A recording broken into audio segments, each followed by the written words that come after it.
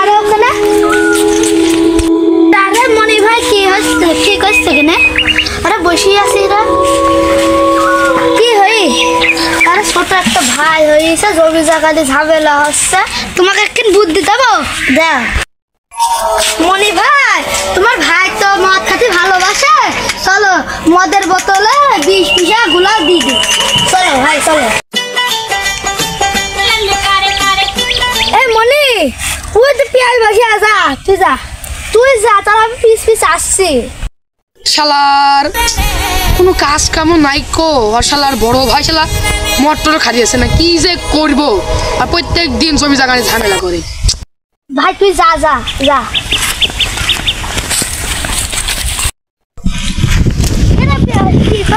কি করবো কাজ কাম নাই কো ভালো লাগছে না বসে আছি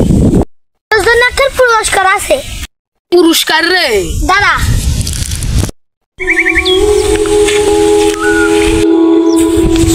আরে ভাই তুমি এখানে কি করছো আমি তোর জন্য মেরিল চায়না নিয়ে এসেছি তুই খা এ ভাই মদ তুমি আমার জন্য নিয়ে আইছো ব্যাপার সেবার তো ভালো না ভাই 20-30 পিসা মতো তুমি নিয়ে আইছো ভাই বুঝতে তো পারছি ভাই ব্যাপার সেবার কি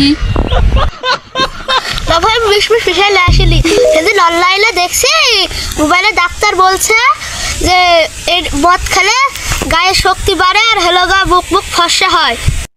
ও তাহলে তুমি একদম খেয়া দেখো ভাই আমি তো মদ খাইলি না তুই খা নাফিস খাক না নাফিস তুই খা ভাই আমি বড় ভিতর মদ খাইনি ও তোমরা 20 পিসা আমার জমি জায়গা নিবা ও সে দাঁড়া আমি খাচ্ছি